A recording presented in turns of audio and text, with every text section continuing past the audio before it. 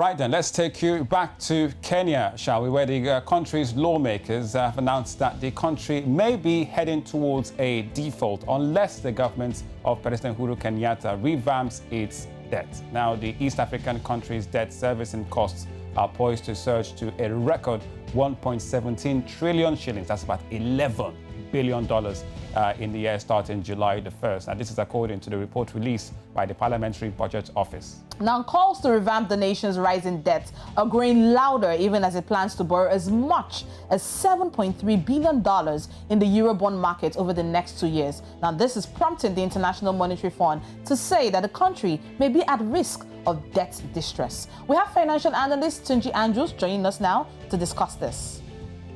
Tunji, good morning to you. Welcome back to Breakfast Central.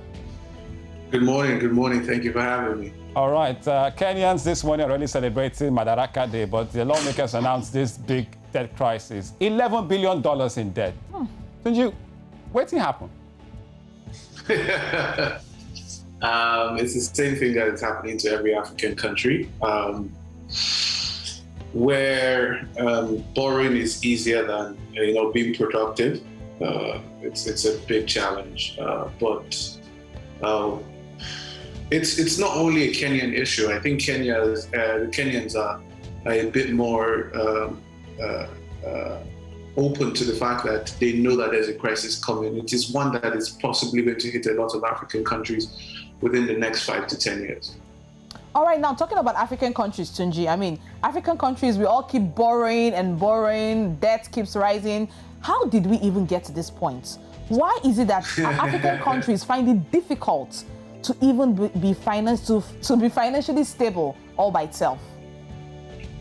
Well, because to borrow is easier than to work. I mean, and Africa is a resource-rich continent. So, and it's also the problem where I think we have always been led by the worst of us.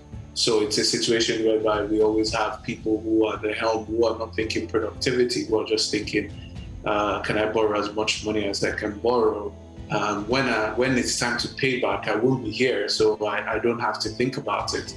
But the issue is about the servicing of the debt, because servicing starts to increase. There were points in even Nigeria where there were quarters and months where our revenue, what we used to service debt, was almost 90% of our revenue in those months. So you want to think about the long-term sustainability of increasing the debt. And every day you hear one African country has gone to borrow 2 billion, 3 billion, it's just piling up and piling up. Eventually, one day you won't be able to pay your debt and there will be a default and there will be penalties.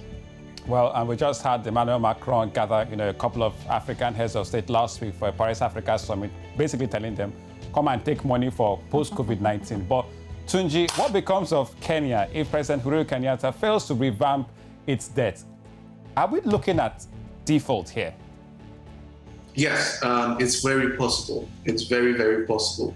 And the world is not averse to making them go into default. What a default generally means is that it doesn't mean generally that they will come and they will, carry the entire Kenya and put them in jail or anything like that. It just generally means that the people you are owing will now renegotiate and, put more penalties. That means you'll be owing more money. They can also, put embargoes on your foreign receivables. So if you're having money coming in from anywhere, maybe you sent money maybe you went to sell crude oil somewhere, they can put embargoes and take the money from source.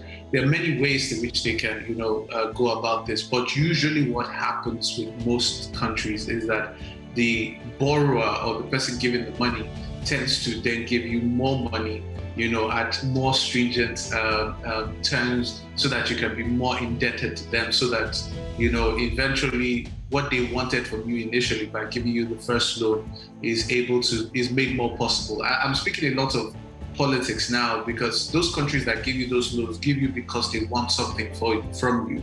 Either they want your resource or they want you to buy goods from them. There's always a reason why people give you loans. So you defaulting just makes you more indebted to them.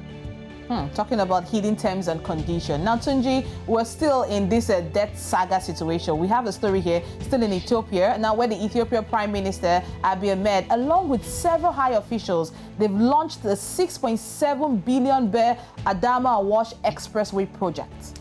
Now, the construction of this 60-kilometer-long Adama Awash Expressway project is part of the Grand Ethio-Djibouti Transport Corridor and will be carried out, with a budget of 6.7 billion, from Secure Development, Africa Secure Development Bank. Now, Ethio-Djibouti Transport Corridor accommodates over 90% of the nation's import-export activity. Now, Tunji, this is another borrowing we're looking at here. We know that the Zambia-Kuzungala Bridge was recently commissioned. Now, what is this project all about, for Africa and its economy now?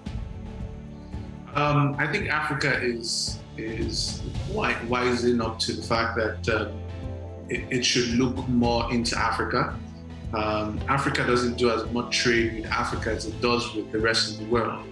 And if you look at the real terms of it, we buy more from the rest of the world. We tend to do a lot of trade. So it makes more sense for Africa to trade with Africa. And I think that's what a lot of those countries are beginning to realize. Open up the corridors, make it easy passage, gain a lot of money from it, from those passageways, and increase your revenue. I think you're going to see more countries opening up those corridors. It's not the first, it's not going to be the last. And I think Nigeria should learn from this. We have a significant corridor in West Africa. So for instance, Niger has to, goods going to Niger have to come through us. Or at least it makes sense to come through us. There's a lot of conversations like that make sense that Nigeria is also a corridor. So I think more countries across that region are going to do that because of the interconnectivity that they have already. It's just to make trade easier. All right, Tunji Andrews, financial analyst and founder of Awaba. Thank you so much again for coming on Breakfast Central, Tunji.